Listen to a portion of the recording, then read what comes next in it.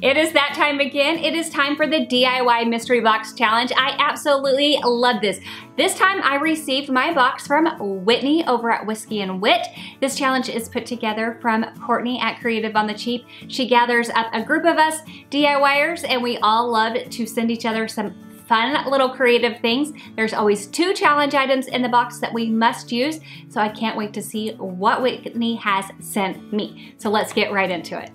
I started recording this without the audio and I opened up Whitney's card. That's as far as I got, I promise. But she sent me a sweet little card and it just says, Jennifer, I know the past few weeks has been challenging, so I wanted to send you a little fun along with the box. This package is for you to enjoy. I hope you have fun with these supplies. I'm so thankful YouTube has brought us together. I can't wait to watch your video. Sending lots of love, Whitney. She's so sweet. I love her, I do. She's just a little doll. So along with the card, she had this wrapped so pretty with string. I'll insert me opening up the first time. Audio, seriously. But I got this sweet little journal, Empowered Women Can Empower the World. And it's just a really cute little journal. Something you should know about me is I am obsessed with like little notebooks like this. So I love this, Whitney, thank you so much. And then she sent me this cute little tasseled zipper bag. And it says, craftiness is having, okay, that is adorable and will absolutely be used. So thank you so much, Whitney. I love these. Okay, on to the rest of the items. So on the box it says, challenge items are in green tissue. So I'm gonna wait for those till the end because I don't want to, I like to be surprised. Okay, before I get any further, let me tell you who I sent my box to. Y'all, I sent it to Bethany. Yep, Bargin Bethany. So as soon as you're done here, or some of you might just be hopping off right now just to go see what I sent her. Trust me, I understand. I would be going to go see what she's doing with the stuff I sent her too. Totally understand. If you are coming over from anybody else's channel, thank you so much. I'm so glad that you are here, and if you like what you see, I hope you will subscribe. Let's get back to the box. So right on top, I see that I have some electrical tape. I've used electrical tape, just never in crafting before, but you know what? There's a lot of ways to use this, so it's actually a really good thing to have on hand. Oh, a bicycle wheel wreath form. I have not seen these. I'm excited. Okay. I love getting new things. Wait, this isn't green. I'm moving that. I'm not touching it. Okay, this box looks super full of things. I got a canvas. I love the Dollar Tree canvases. Such a deal for $1. I see a couple spools of ribbon. This is a lace ribbon here. And then here I got another one. It's another one of the laces, but it also has like kind of that zigzag pattern on it. These are a couple of my favorite ones from Dollar Tree. I love these. I got an oval wooden plaque, a pack of black socks. I'm thinking. I got I'm telling you, like you can't see these things. So here she sent one of the little US jar signs. That will be fun. I feel like that's sticking out. Push that down. Okay, so this is the self-adhesive wall tile. I haven't seen this one. I'm excited. I like that it just looks like a 10. Like it's not, okay. That's kind of fun. That's cool. Okay, I can use that. Twine. Who doesn't need twine in their stash? That's always useful. Okay, I see green here. I think I know what that is, but I'm waiting. Paper bags. I can do something with those for sure. Now, for my mystery items.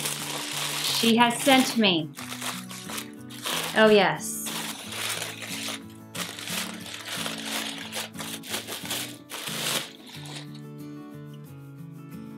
a colander.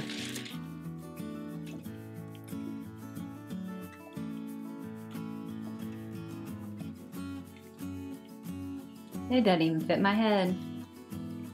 My head too big. I have no idea.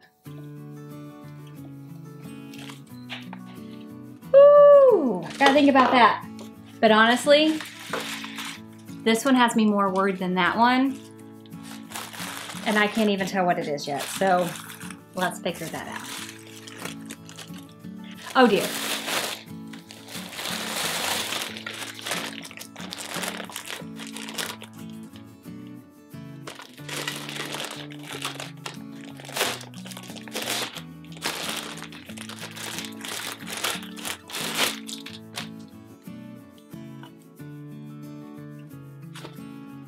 Is my head that big?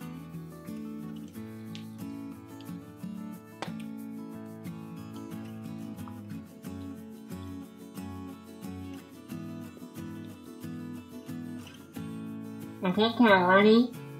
Let's get started. They're foggy. Help.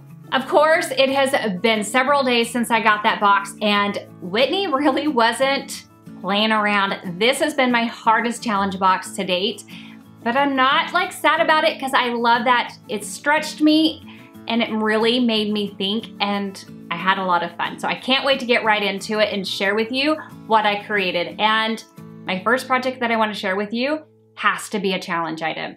So I started right with that snorkel set. I couldn't wait. I knew actually what I wanted to do with it pretty quickly.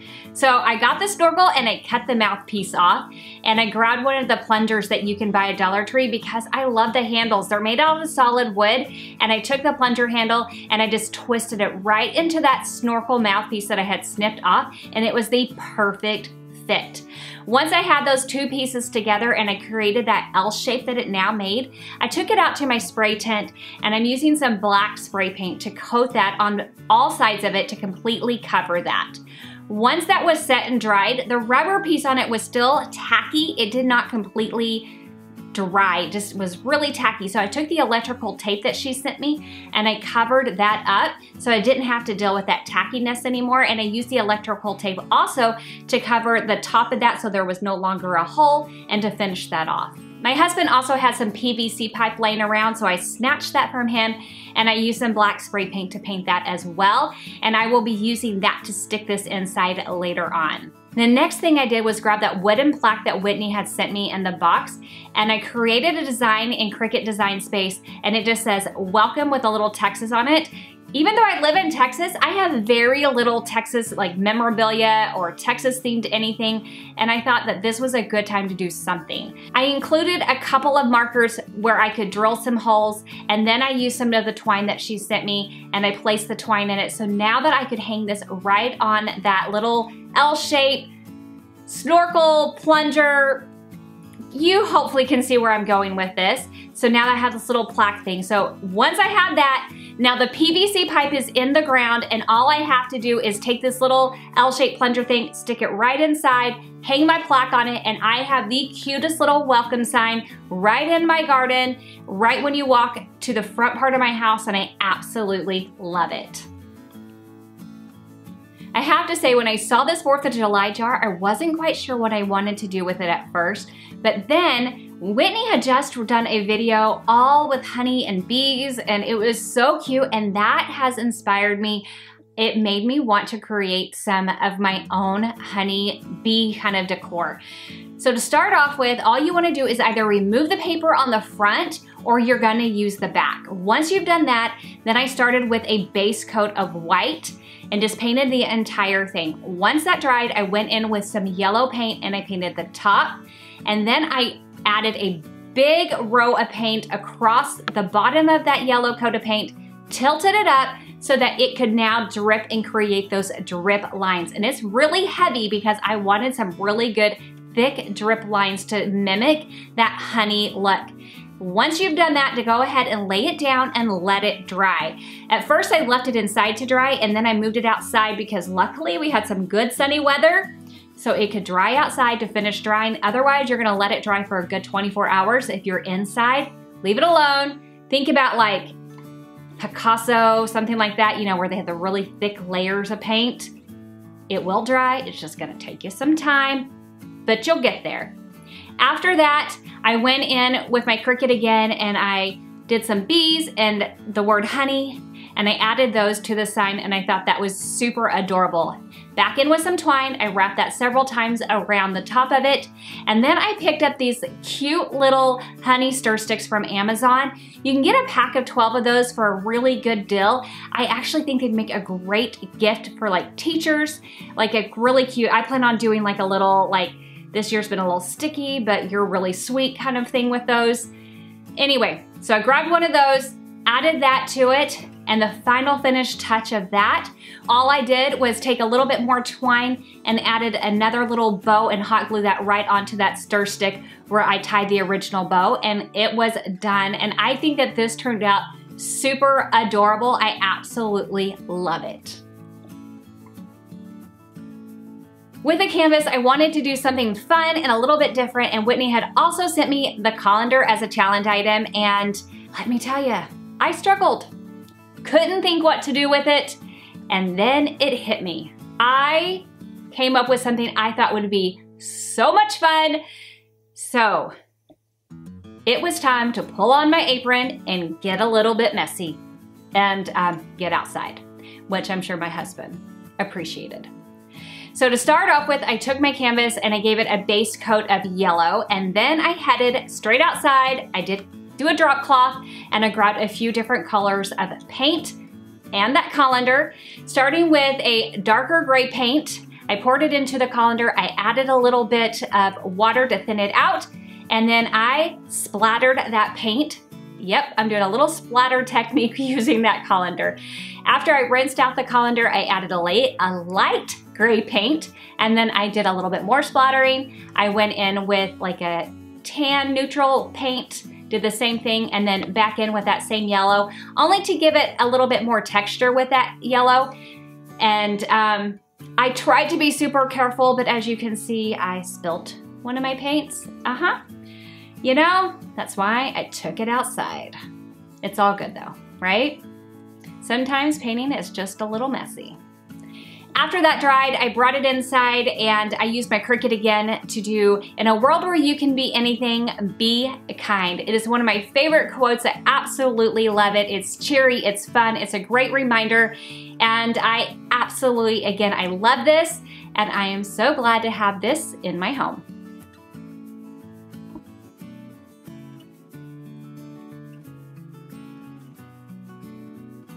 So Whitney threw me by sending me some socks.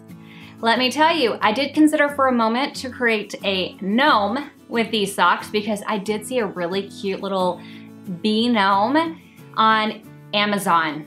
That would have been darling, just so you know, if you're into the whole bee things and you're into gnomes, there's an idea for you. But I'm also the parent of teenage kids, and tie-dye is still super fun, and I thought, you know what, let me give my hand at some bleaching instead. So I got the black socks out and I thought, you know what, I want to try 3 different patterns of tie-dye. So what I started off with first is I have gloves and goggles for safety. I have a bottle with some bleach, and I'm doing a half and half. I have half bleach and half water. So to take my socks, I am first taking one pair and I am kind of just bunching them up, and I'm taking some rubber bands around them. The second pair, I twisted them, rolled them, and added rubber bands. And then the third pair, I just rolled them up and I added the rubber bands onto them in different segments. Once I had all my socks done, I then went in with the half and half bleach, and I'm adding that on. And as I'm adding it on, my bottle went whoosh! And all of my socks ended up in a puddle of bleach. I decided to just go for it and let it sit in the puddle of bleach, and I let it sit like that for like 10 minutes, and then I went to go rinse them out and see if it had done anything, and it had done absolutely nothing. So then I decided to go in with full-on bleach. Again, I let it sit for another 10 minutes, still not enough time. So then again, I added some more bleach, and I ended up giving it a full hour in 100% bleach, rinsed it out, washed it, and then this was the result that I got. And this time, I loved it. I will tell you that my favorite method was more of the scrunching method because I felt like I got the pattern all over the socks instead of just in a particular area. But I think they are super adorable and my kids love them too. I'm sure that I give my age away when I say that this wreath form looked more like a wagon wheel than a bike wheel.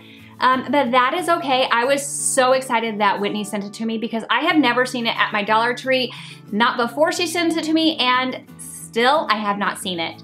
One of the challenges that we had with this challenge was that Courtney has challenged us to use yarn, and this was the perfect time for me to do that. So I went in with this dark blue yarn for the top part of this wreath form, and I started in the center, I'm wrapping it around, and I'm wrapping it all the way around, starting in that center and taking it around the entire top, and then I took it back towards the center. After that, I went up, now I know it's a bike, each of the spokes, we're gonna call those spokes, making sure those were wrapped, and on the top, we'll call that arch, I doubled it up, making sure that that was extra thick.